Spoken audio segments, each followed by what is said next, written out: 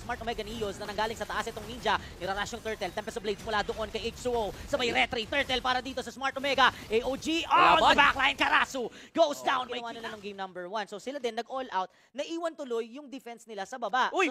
Teka lang. Meron tayong Unstoppable Force. Nakatakas si Sika sa kanyang flicker sa kanyang dash. Ngayon, babawian ba sila? Napasakit nung Dead Sonata na yon. At si Louie naman ang mababawian doon ni West. Tuloy ang bakbakan. Dokmen nakagitna. Talon ng talon si Karasu. And si Dokmen ang kanyang nadadapuan na kailangan sana yung mga malambot na hero. Si H2! Tutuloy yata. Si H2 sa may likuran. Tempest of Blades and Defiant Sword. Kay Cal, ito matagos na to the bones para sa Smart Omega Neos. Tatalon si Karasu. Conceal play mula kay Louie. Sinong may babato niya? Sa ngayon mukhang wala muna. Kasi magtatransform na into the Mufasa. Unleash the beast. Louie ang makukuha ni H2 doon. Sabay dive sa likod. Tempest of Blades. Jello ang nakuha naman ni West. Tig-isa sila ng kill. Si Eizo gusto sanang i-contest yung turtle na yon. Napaaga tuloy ang kanyang shadow kill. At naipit na wala na kanino. Pero si West pala yung makukuha niya. Ang problema si H2 ay naroon. Yung mga kalaban nila sa harapan. Pero may diversion dun sa may kita. May Uki shadow kill din na gagamitin.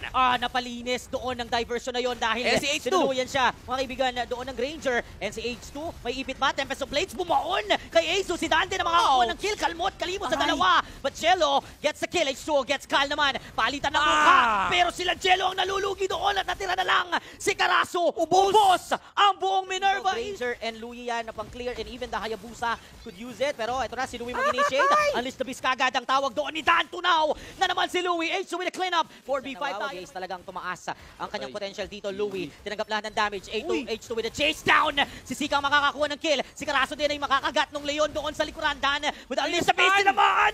Palang pala doon si Karasu. At tuloy-tuloy sumada pa. Ang kumanan ng Minerva. West with the Zaman Force. Si Cal ang kanilang nakuha. Si Dan nasa kabilang base na. At dalawa Minerva. Probably it will start with a diversion. Wala silang extra survivability. nakuha pa! Conceal play na nga ngayon. Karasu ang target. Na-all out kay Karasu matapos makuha yung purple kanina ni Sika. Si Louie mag-conceal, patakas sana pero naipit yung likod. Nagrupo-grupo sila, nahuli si Cal. Si Jello din, sinabay na rin ni Wes. Dalawa na lang ang matitira. Si Louie piso buhay at tinamaan ng katana. Doon ni H2O. Eizu against the whole Barangay Omega Neos. At ubos ang buong Minerva. May palamang triple kill pa si H2O. Wipe taas mukhang ang gagawin.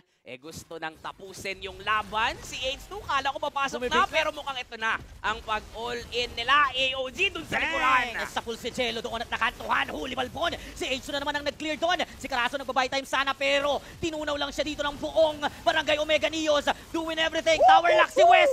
Triple kill na naman. Minyak bang ibibigay? Savage! The classic H2O with a Savage and a wipeout and a win for the Smart Omega Neos. Humble Beast, nagwawala na